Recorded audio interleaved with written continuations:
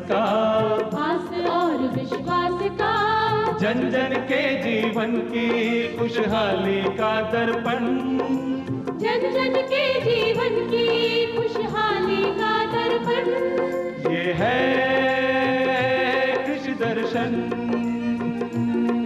ये है कृषि दर्शन, ये है कृषि दर्शन। किसान भाइयों नमस्कार। कृषि दर्शन में आप सभी का हार्दिक स्वागत है। साथियों, आज के समय में कृषि और तकनीक का चोली दामन का साथ हो गया है। जो हमारे किसान भाई परंपरागत ढंग से खेती करते हैं और जो किसान भाई वैज्ञानिक ढंग से खेती करते हैं, उनके उत्पादन और उनकी आमदनी में दिन रात का फ़र्क है। इसलिए समय रहते जो किसान भाई आज भी परंपरागत ढंग से खेती करते हैं, उनको वैज्ञानिक ढंग से खेती करनी चाहिए ताकि कम लागत में अधिक मुनाफा कमा सकें। साथियों, इस समय प्रदेश का तापमान धीरे धीरे गिर रहा है। ऐसे में जो किसान भाई दुधारू पशु पालते हैं, उनको इनके खान पान पर विशेष ध्यान देना चाहिए ताकि ये बीमार ना हो और आपको अधिक मुनाफा मिलता रहे। और आइए बात करते हैं आज आपके लिए क्या खास है। साथियों, आज आपको रबी की फसलों में समुचित जल प्रबंधन आप किस प्रकार से करें, इस विषय पर जानकारी देंगे। लेकिन इससे पहले देखते हैं खबरें खेती की।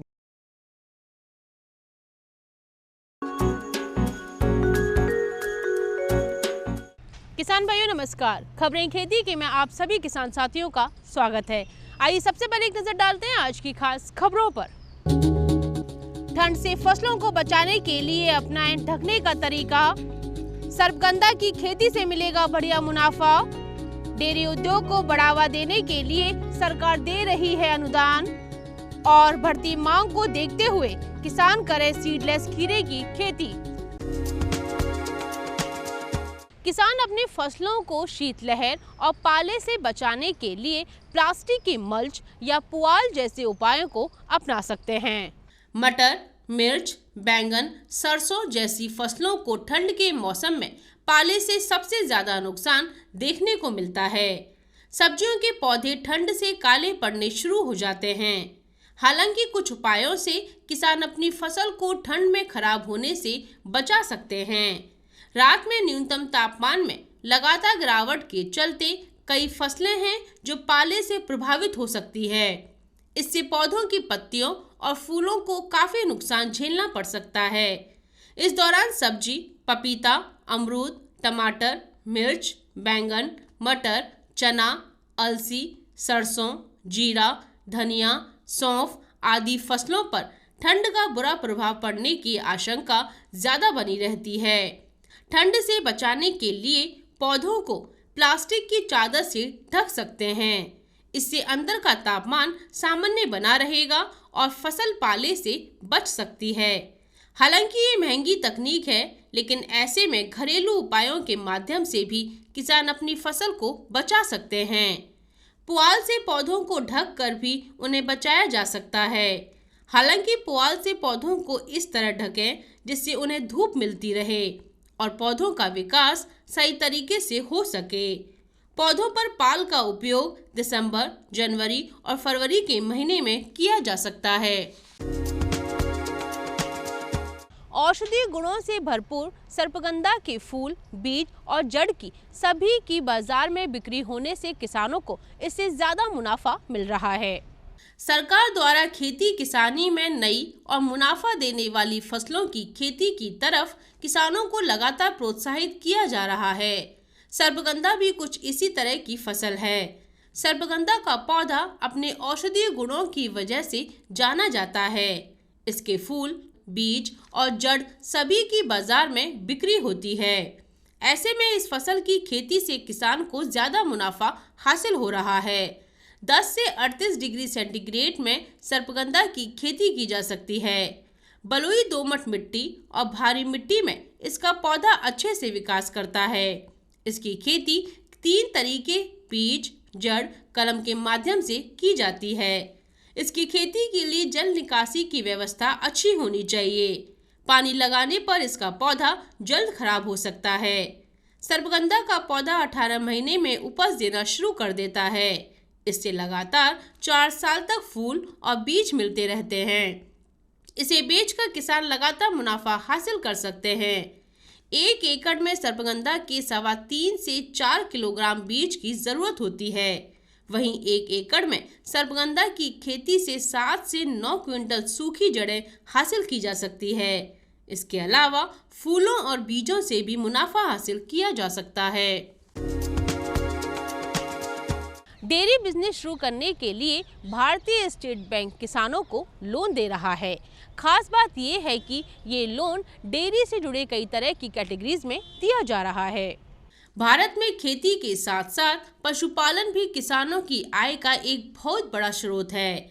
ग्रामीण क्षेत्रों में तो लाखों लोग ऐसे हैं जिनकी आजीविका का साधन ही पशुपालन है।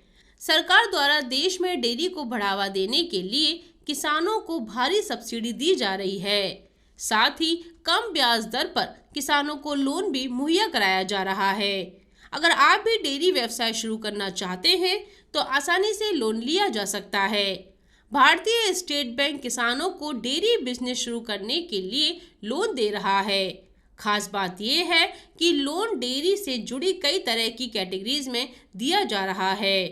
बैंक डेयरी चलाने के लिए भवन निर्माण, milk connection system, automatic milk machine और आवागमन के लिए लोन दिया जा रहा है।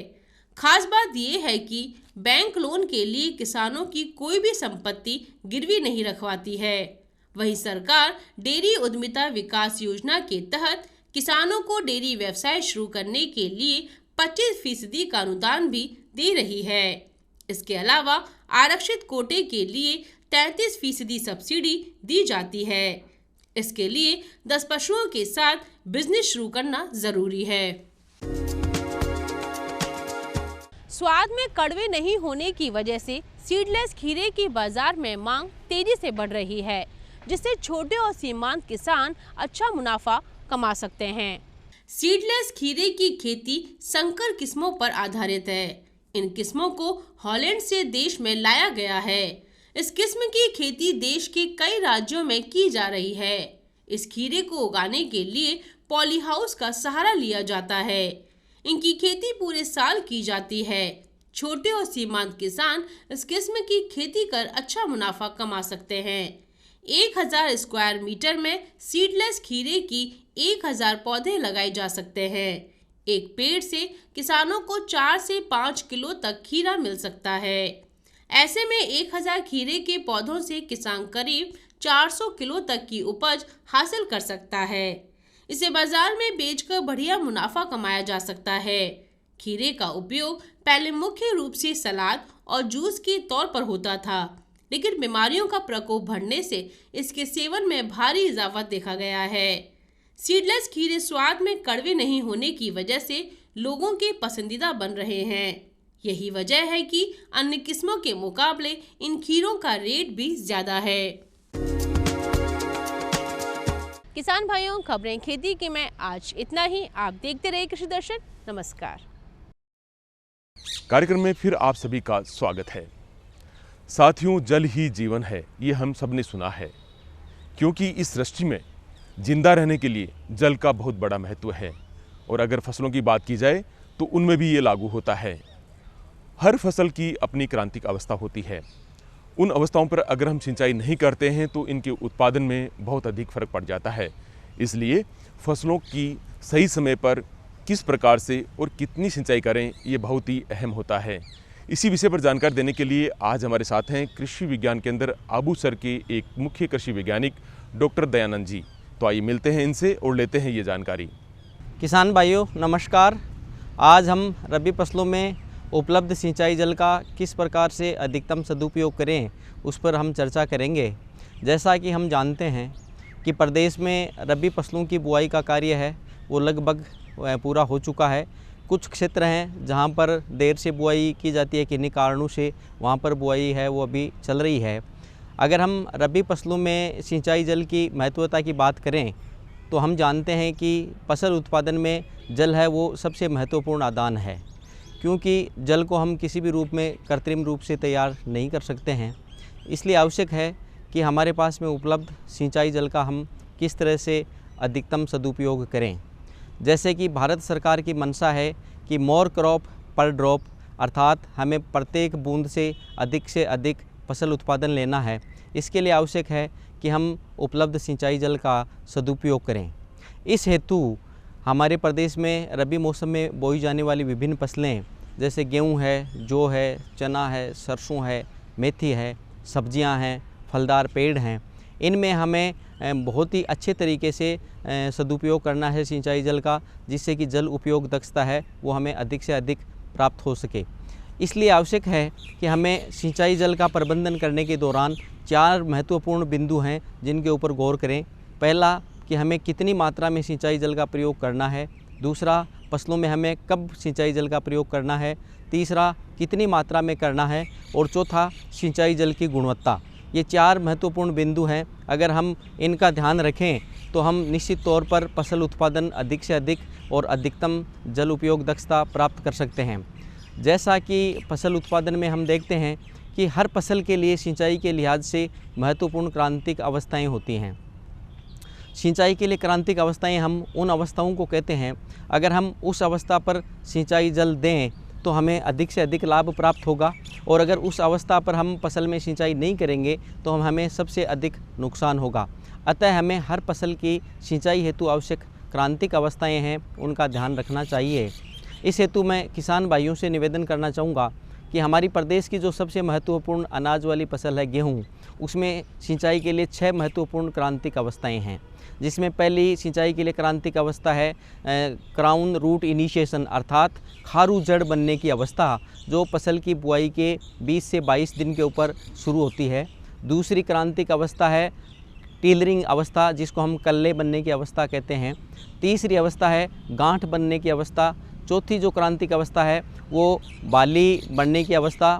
पांचवी क्रांतिक अवस्था है वो दूधिया दाना। और छठी क्रांतिक अवस्था है कि डफ स्टेज, जिसके ऊपर दाना है वो बहुत ज़्यादा सख्त भी नहीं है और अगर हम उसको दबाएं फोड़ें तो मोम की तरह से वो महसूस हो। तो गेहूं और जौ की फसल में हमारी सिंचाई के लिए जो ये 6 महत्वपूर्ण क्रांतिक अवस्थाएं हैं, इन 6 सिंचाई की क्रांतिक अवस्थाओं पर फसल को किसी भी प्रकार से जल की कमी या नमी का अभाव महसूस नहीं होना चाहिए। अगर हम इन 6 क्रांतिक अवस्थाओं पर गेहूँ और जौ में भूमि में पर्याप्त नमी का स्तर रखेंगे तो निश्चित तौर पर किसान भाइयों को पर्याप्त मात्रा में फसल का उत्पादन, पौधे की वृद्धि, पौधे का विकास और आर्थिक लाभ है वो प्राप्त होगा।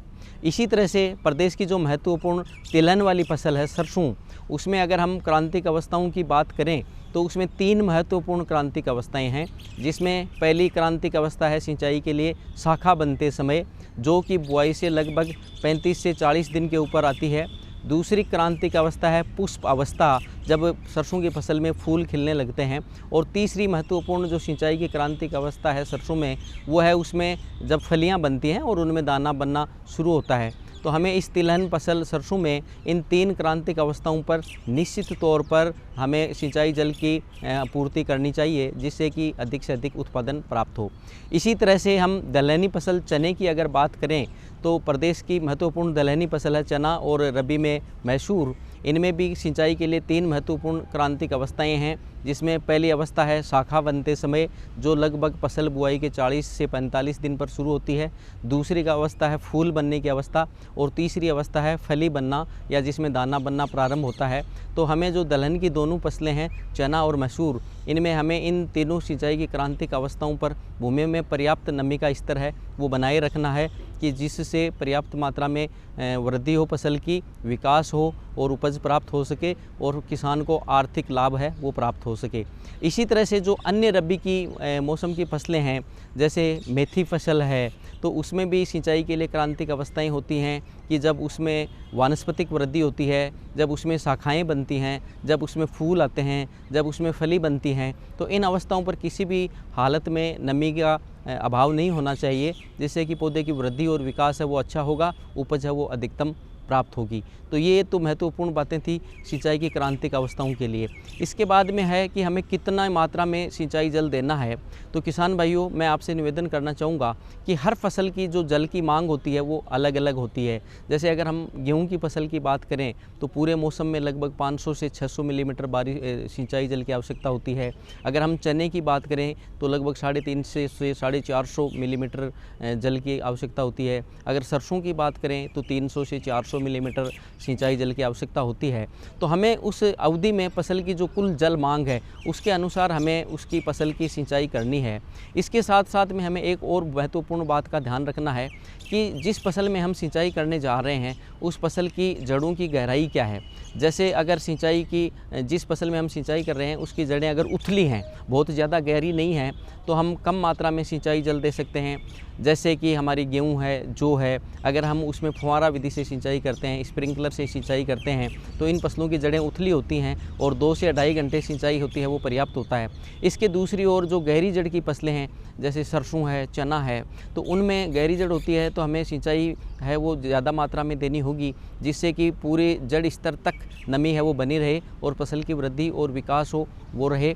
तो ये जो महत्वपूर्ण बात है कि हमें कितनी मात्रा में सिंचाई जल देना है वो सबसे महत्वपूर्ण है। कई बार देखने में आता है कि किसान भाई अधिक मात्रा में भी सिंचाई कर देते हैं, फसल की जो जल मांग होती है उससे भी अधिक मात्रा में, तो उसमें कई बार लाभ के बजाय नुकसान होने की भी आशंका रहती है। अतः हमें फसल को केवल उतनी ही मात्रा में सिंचाई देनी है जितनी कि उसके लिए आवश्यक है, जितनी उस फसल की कुल जल मांग है, जिससे कि उसकी पूर्ण रूप से अच्छी विकास हो, वृद्धि हो, उसमें ज़्यादा मात्रा में फूल आएँ, फलियाँ बने, दाने हों।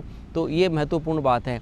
तीसरा उसमें आता है कि हमें कितनी मात्रा में देना था, इस पर भी हमने चर्चा कर ली, कब देना है और किस विधि से देना है। अगर हमें फसलों में जल उपयोग दक्षता बढ़ानी है तो जो सिंचाई देने की विधि है वो सबसे महत्वपूर्ण है। जैसा कि हम जानते हैं कि पुराने टाइम में किसान हैं वो क्यारी विधि से फसलों में सिंचाइयाँ करते थे, जिसमें कि जो जल की उपयोग दक्षता होती थी वो बहुत ही कम होता था। पानी का जो ज़मीन में बहुत गहराई तक लीचिंग का नुकसान होता था वो बहुत ज़्यादा मात्रा में था। वास्तविक रूप से फसल के लिए जो उपयोग में आने वाली नमी की मात्रा थी वो कम होती थी और जो उसका वेस्टेज होता था वो ज़्यादा होता था। तो उसके बाद में जो सिंचाई की आधुनिक विधियाँ आई, जिसमें कि हमारी फव्वारा विधि है, बूंद बूंद सिंचाई विधि है, अगर हम इन विधियों से सिंचाई करते हैं तो निश्चित तौर पर हम जल उपयोग दक्षता को बढ़ा सकते हैं।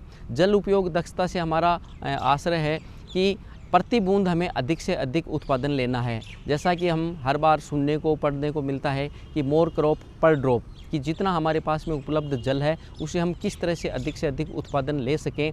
तो उसमें जो सिंचाई की नई नई विधियां हैं, जिसमें स्प्रिंकलर विधि है, बूंद बूंद सिंचाई विधि है, अगर किसान भाई इनका प्रयोग करेंगे तो निश्चित तौर पर उपलब्ध जो सिंचाई जल है उससे अधिकतम एरिया में वो सिंचाई कर सकते हैं। अधिकतम एरिया अगर कवर होगा तो किसान भाइयों को अधिक आर्थिक मुनाफा प्राप्त होगा। और जो अभी वर्तमान में सबसे अधिक सिंचाई की प्रचलित विधि है हमारी फव्वारा विधि, उसमें भी जो सबसे महत्वपूर्ण बात है कि हमें फसलों के अंदर कितनी देर तक स्प्रिंकलर को चलाना है वो बहुत महत्वपूर्ण है। तो उसके लिए भी जो अनुसंधान है वो ये बताते हैं कि जैसे गेहूं और जौ है उसके अंदर 2 से 2.5 घंटे तक अगर हमने स्प्रिंकलर एक जगह चलाया तो वो पर्याप्त है। अगर गहरी जड़ वाली फसल है जैसे चना है उसमें हमें लगभग 3 घंटे स्प्रिंकलर को एक जगह चलाना पड़ेगा। तो किसान भाइयों को ये बहुत ही छोटी छोटी बातें हैं जिनका हमें ध्यान रखना चाहिए। चौथी जो बात है महत्वपूर्ण वह है जल की गुणवत्ता की, कि जैसा कि हम जानते हैं कि जल की गुणवत्ता है वो फसल उत्पादन में बहुत ही महत्वपूर्ण है। जैसे नहर का पानी होता है वो गुणवत्ता की दृष्टि से बहुत ही अच्छा माना जाता है, सुरक्षित सिंचाई जल माना जाता है। उससे हम किसी भी फसल में, किसी भी सब्जी में, किसी भी फलदार पेड़ में अगर सिंचाई करते हैं तो उन पौधों की बहुत ही अच्छी वृद्धि होती है, विकास होता है, अधिकतम पैदावार और उत्पादन प्राप्त होता है। इसके विपरीत जो भूमिगत जल है वो कुछ क्षेत्र विशेष में कुछ जो स्रोत हैं उनसे भूमिगत जो जल होता है उसकी गुणवत्ता अच्छी नहीं होती है। तो किसान भाइयों को सिंचाई हेतु भूमिगत जल का प्रयोग करने से पूर्व है प्रयोगशाला में उसकी जांच करवाएं कि जो हमारा सिंचाई का साधन है जिससे कि हमें सिंचाई का जल उपलब्ध हो रहा है उसकी गुणवत्ता कैसी है। कई बार देखने में आता है कि अगर सिंचाई जल की गुणवत्ता अच्छी नहीं है और अगर हमने फसल में उससे सिंचाई की है तो फ़ायदे के बजाय नुकसान भी होता है। तो इसके लिए आवश्यकता है कि सबसे पहले हम उपलब्ध सिंचाई जल की प्रयोगशाला में जांच करवाएं कि उसकी गुणवत्ता कैसी है। अगर बहुत ही अच्छी गुणवत्ता का सिंचाई जल है तो उसमें कोई दिक्कत नहीं है, हम हर प्रकार की फसलें, सब्जियां, फलदार पेड़ लगा सकते हैं। लेकिन अगर सिंचाई जल की गुणवत्ता में कुछ गड़बड़ है, उसमें कुछ गिरावट है, तो फिर हमें महत्वपूर्ण है कि हम फसल का चुनाव या किस्मों का चुनाव इस तरह से करें कि उस उपलब्ध सिंचाई जल की गुणवत्ता के अनुसार वो सबसे उपयुक्त हो, उसमें हम उसकी बुआई कर सकते हैं। उस जो ख़राब गुणवत्ता का पानी है उससे अगर सिंचाई करेंगे तो भी फसल के ऊपर प्रतिकूल प्रभाव नहीं पड़ेगा। तीसरी जो इसमें एक महत्वपूर्ण बात और आती है कि कि अगर भूमिगत जल है और उसकी गुणवत्ता अच्छी नहीं है तो किसान भाई कई बार जो उपलब्ध अच्छी गुणवत्ता का पानी है उसके साथ में मिला करके भी सिंचाई कर सकते हैं। अगर हमने अच्छी गुणवत्ता के साथ ख़राब गुणवत्ता के सिंचाई जल को मिलाया और मिला करके अगर हम उसे सिंचाई कर रहे हैं तो उसमें ज़्यादा नुकसान होने की आशंका नहीं रहती है। इसके साथ साथ जो ख़राब गुणवत्ता का जल है उसके प्रबंधन के लिए जैसे हम फसल का चुनाव करें कि ऐसी फसल जो उस गुणवत्ता के तहत अच्छी हो सकती है। किस्म का चुनाव है वो बहुत महत्वपूर्ण है कि कुछ किस्में आजकल भारतीय कृषि अनुसंधान संस्थान है या भारतीय कृषि अनुसंधान परिषद की जो विभिन्न संस्थान हैं या कृषि विश्वविद्यालय हैं उन्होंने विभिन्न फसलों की कुछ किस्में रिलीज़ की हैं, विकसित की हैं, जो कि ख़राब जल के अंदर भी बहुत अच्छी से वृद्धि, विकास और उत्पादन दे सकती हैं। तो किसान भाइयों को उनकी जानकारी होना आवश्यक है कि उन्हीं की बुआई करें जिससे कि अधिकतम उत्पादन प्राप्त हो सके। और जो एक और महत्वपूर्ण बात है कि जो हमारे यहाँ राजस्थान प्रदेश में जो भूमि है, विशेष तौर से पश्चिमी और उत्तरी राजस्थान में जहाँ पर बलुई मिट्टी है और जो मिट्टी के दाने का कण है वो मोटा है, उसमें सिंचाई जल हम सिंचाई करते हैं उसके 2 या 3 दिन में बाद ही ऐसा महसूस होने लग जाता है कि भाई सिंचाई की नहीं थी। तो उसमें सबसे महत्वपूर्ण बात है जल उपयोग दक्षता बढ़ाने के लिए कि हम लाइट एंड फ्रीक्वेंट यानी कि कम मात्रा में और जल्दी सिंचाई करें, जिससे कि जो सिंचाई जल का लीचिंग से नुकसान होता है, ज़मीन में नीचे बह कर जाने से नुकसान होता है, वो नहीं होगा। और हम फसलों में हल्की और जल्दी सिंचाई करें कि जिससे कि पौधों की वृद्धि और विकास अच्छा होगा और किसानों को अधिक पैदावार मिलेगी और अधिकतम आर्थिक मुनाफा प्राप्त होगा। अंत में मैं किसान भाइयों से यही निवेदन करना चाहता हूँ कि उपलब्ध सिंचाई जल का अधिकतम सदुपयोग करने के लिए हमें 3-4 बातों का ध्यान रखना आवश्यक है कि हम फसलों की क्रांतिक अवस्थाओं पर सिंचाई करें, कम मात्रा में और जल्दी सिंचाई करें, सिंचाई जल की गुणवत्ता के अनुसार फसलों और किस्मों का चुनाव करें। इन सब बातों का अगर किसान भाई ध्यान रखेंगे तो निश्चित तौर पर अधिकतम उत्पादन और अधिकतम आर्थिक लाभ प्राप्त कर सकेंगे। साथियों, ये आपका अपना कार्यक्रम है। इस कार्यक्रम के माध्यम से आप कोई सुझाव हमें देना चाहते हैं तो इस पते पर लिख भेजें। इसके लिए हमारा पता है कृषि दर्शन, डेढ़ी राजस्थान, दूरदर्शन केंद्र, झालाना डूंगरी, जयपुर, राजस्थान। आप हमें ईमेल भी कर सकते हैं। इसके लिए हमारा ईमेल आईडी है krishidarshanjaipur@gmail.com। तो किसान भाइयों, आज के लिए बस इतना ही। फिर आपसे मुलाकात होगी एक नई जानकारी के साथ में। तब तक के लिए हमें आज्ञा दीजिए। जय किसान, जय राजस्थान, जय भारत।